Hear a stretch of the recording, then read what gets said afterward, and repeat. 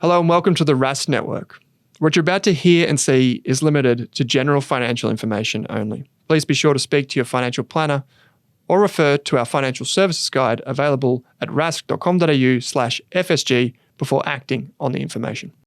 Hello and welcome back to the Australian Finance Podcast. I'm your host, Kate Campbell, and today I have my friend Wadzi on the show to join me. Hey, Kate. How's it going? I am doing really well. Now, we're trying something different today. We're trying to talk about financial scams, financial literacy through the lens of a popular movie or TV show. Yes, I love that idea. And I know you're a big fan of watching TV shows and movies. And after our episode on scams the other week, I thought this was a perfect way to unpack the ideas more in, well, I would say real life examples, because what we're talking about today was actually based off a true story. Yes, I absolutely love the idea because I feel like it would be a more engaging way for people to really think about scams and things to look out for. So I'm actually really excited about it.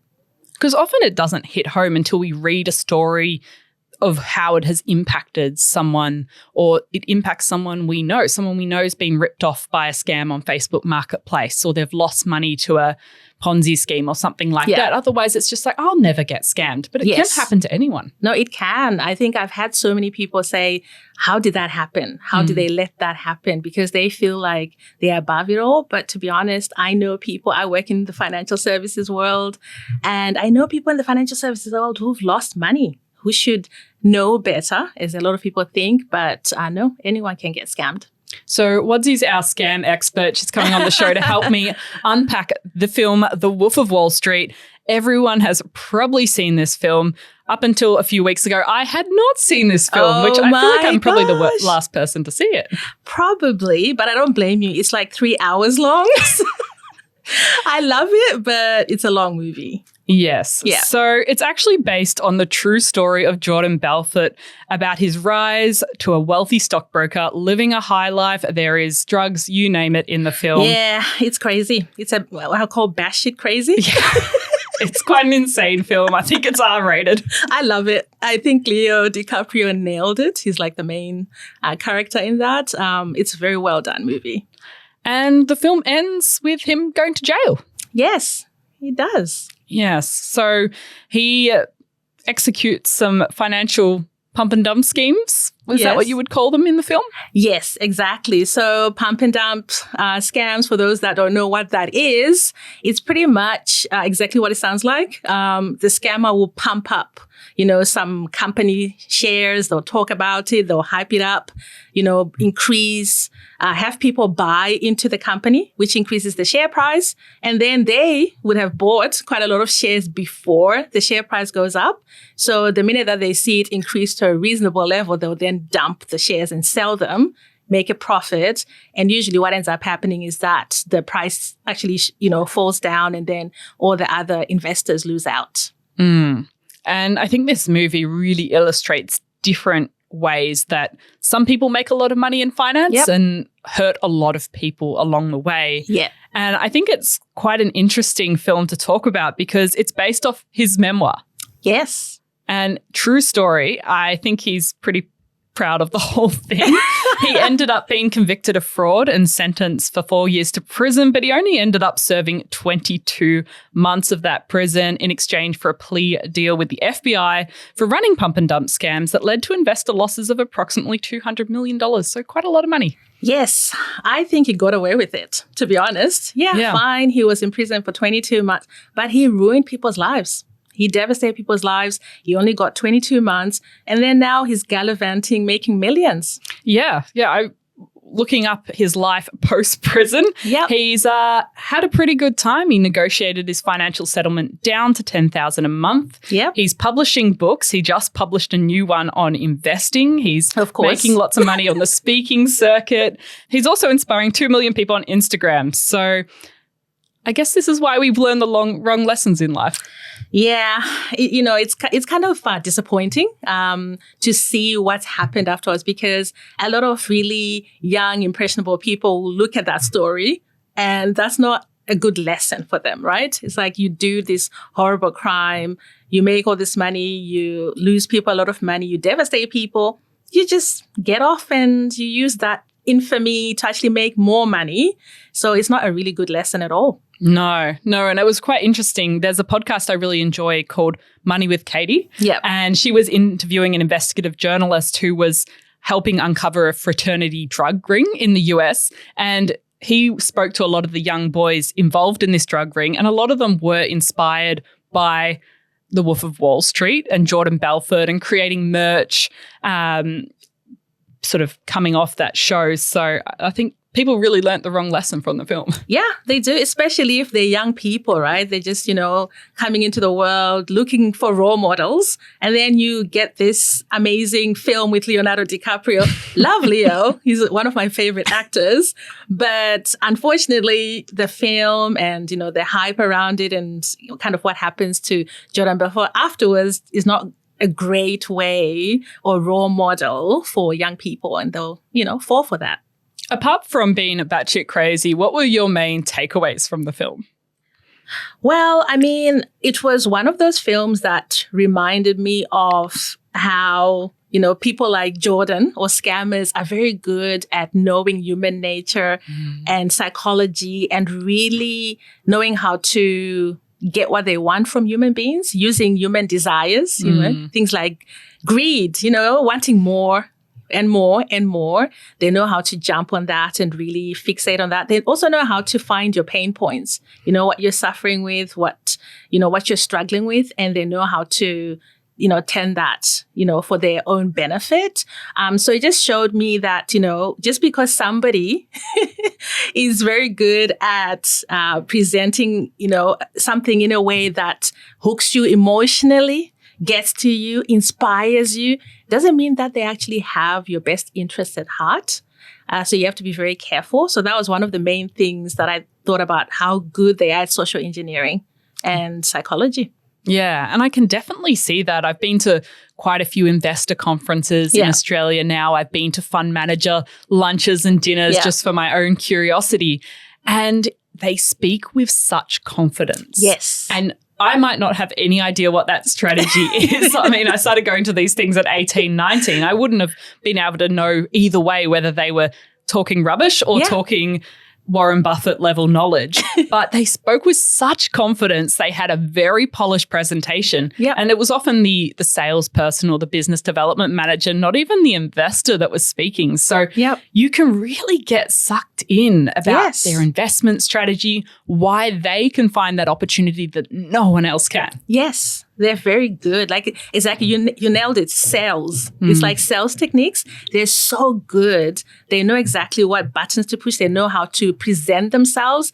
They're extremely confident. It's showcased in the movie, right? With Jordan and his sales force and how he teaches them how to confidently, talk about these pretty much garbage companies and make them sound like they're amazing.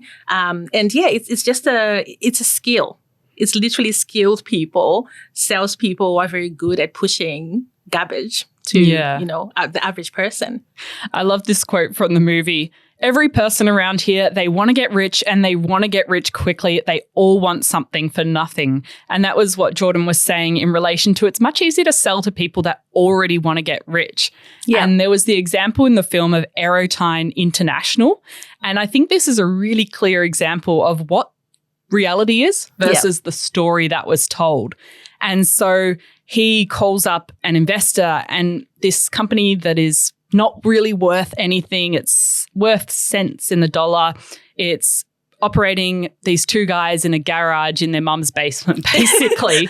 And then Jordan calls the investor and says, I'm with the Investors Center in New York City. The reason I'm calling is that an extremely exciting investment opportunity crossed my desk today. Typically, our firm recommends no more than 5 stocks per year. This is one of them.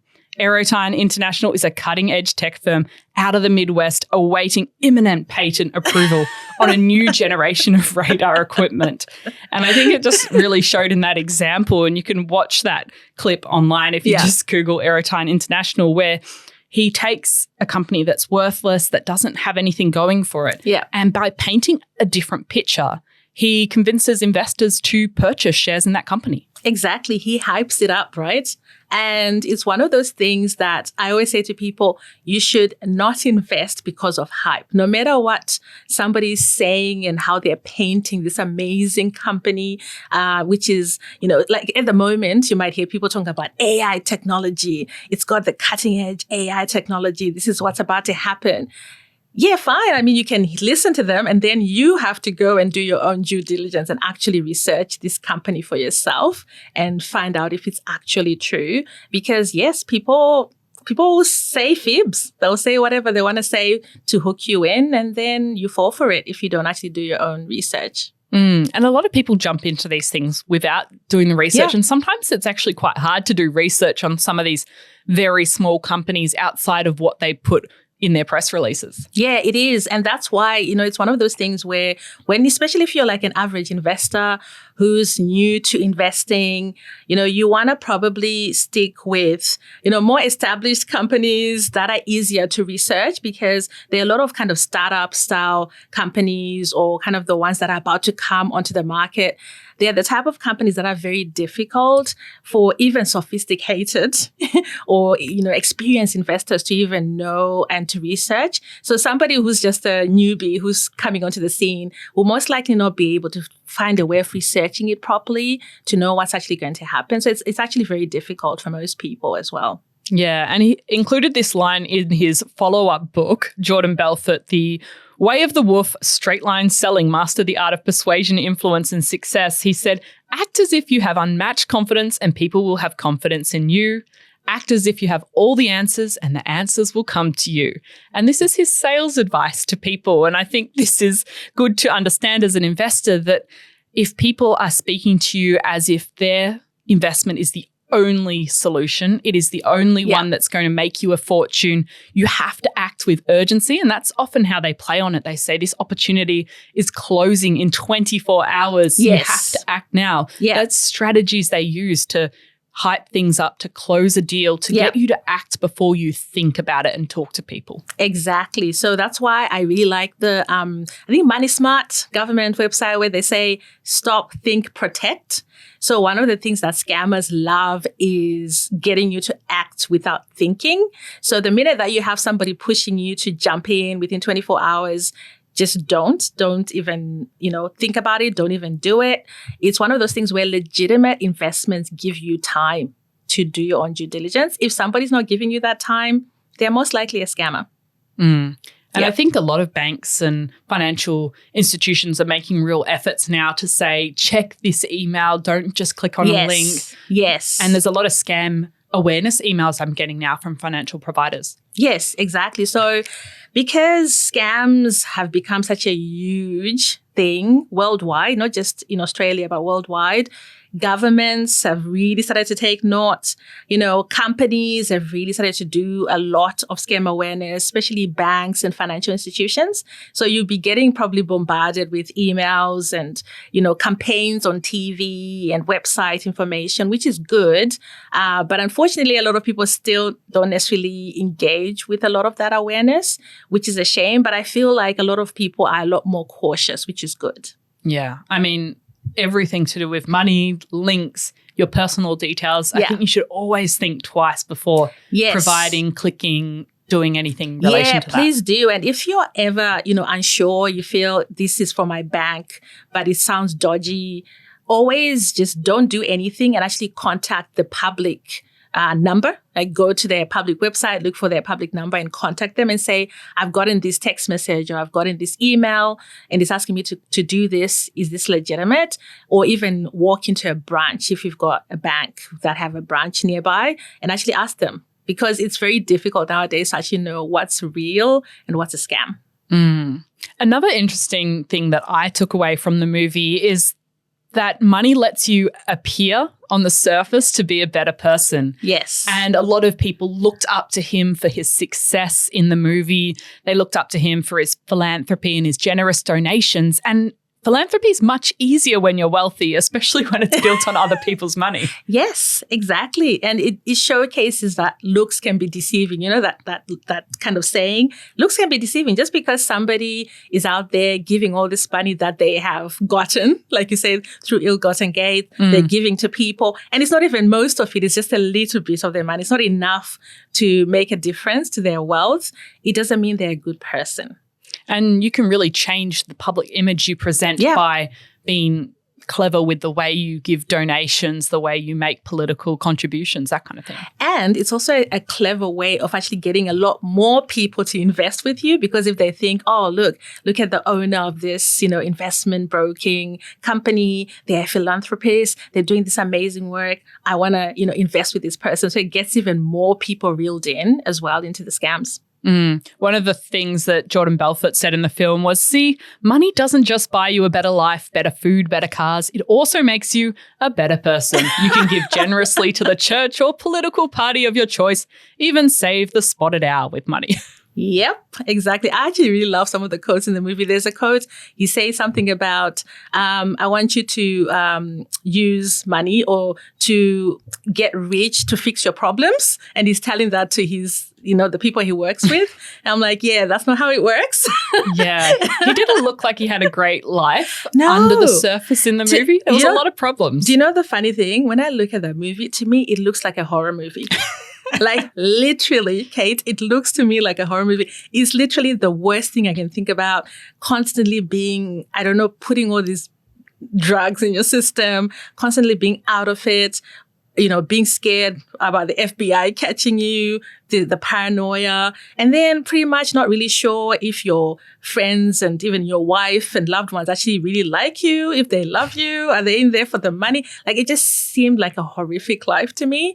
And yet here he was just going for that. And, it was it's weird. I actually found it sad in many ways, because it showcased how a lot of people view money as a way to actually fix deeper emotional and mental problems that they have. And that's not how that's not how it works out.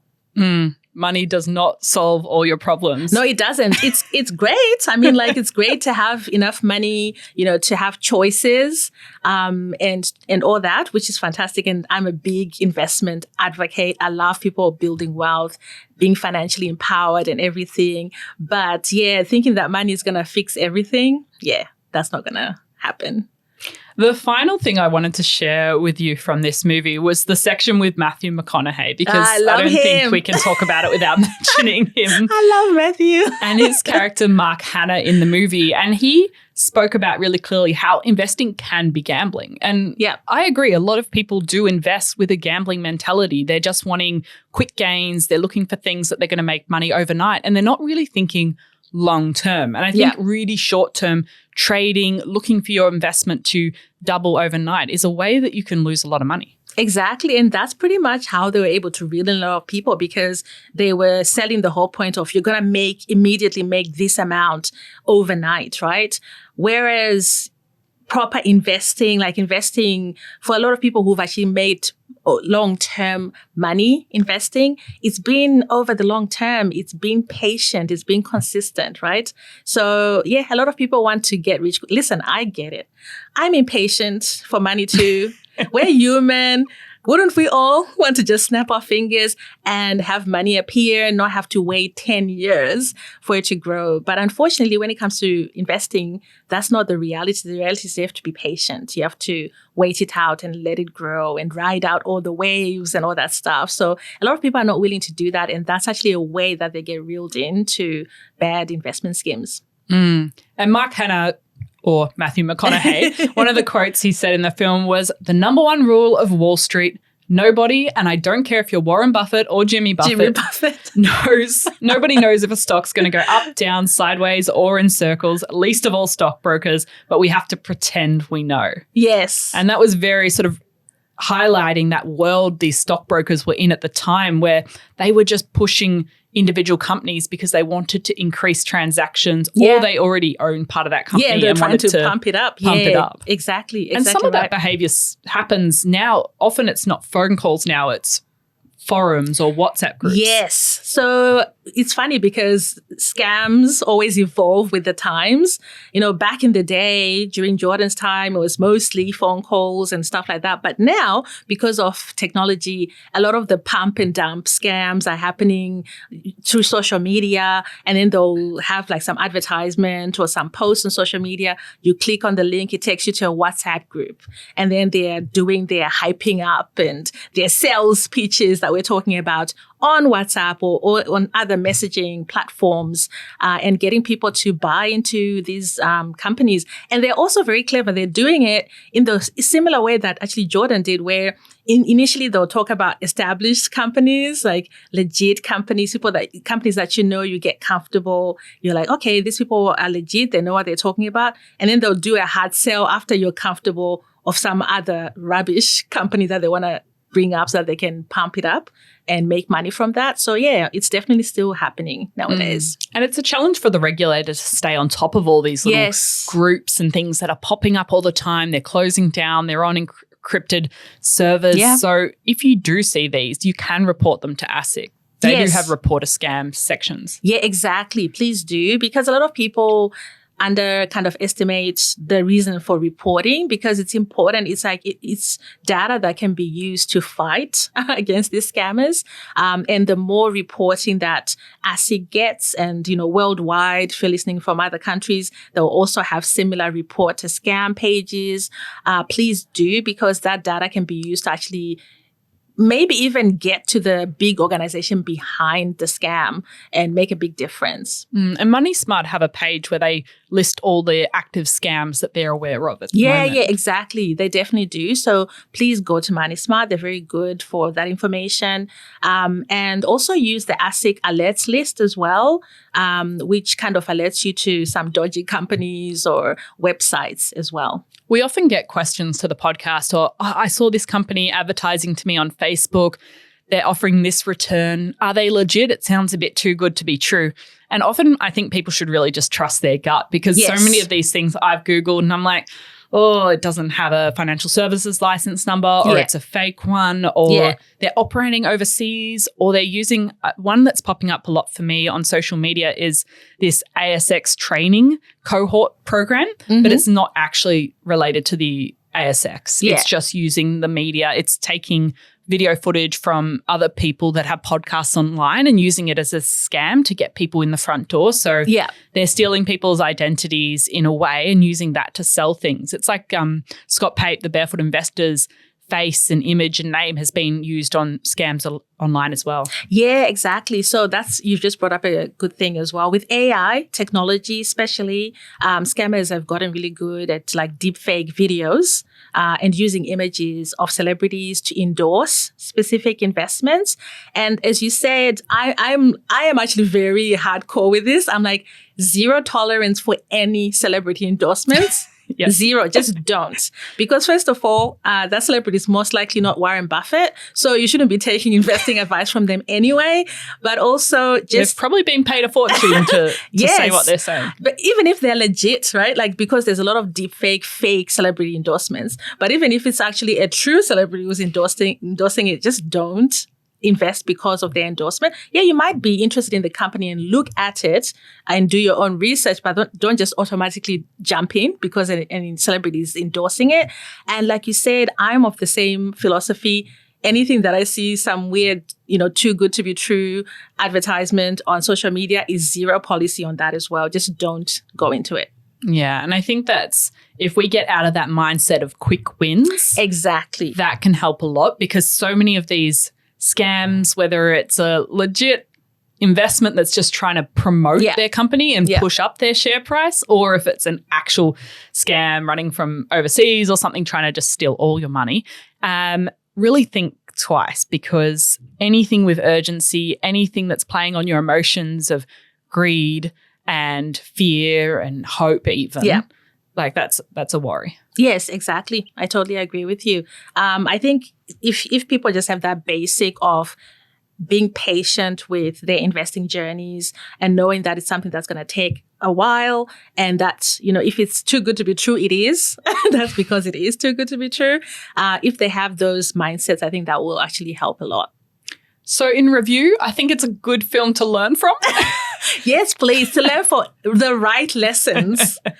Okay, the right lessons. Not to start a drug ring in a fraternity college. Yes, please don't. I think there's actually a lot of good lessons from the movie.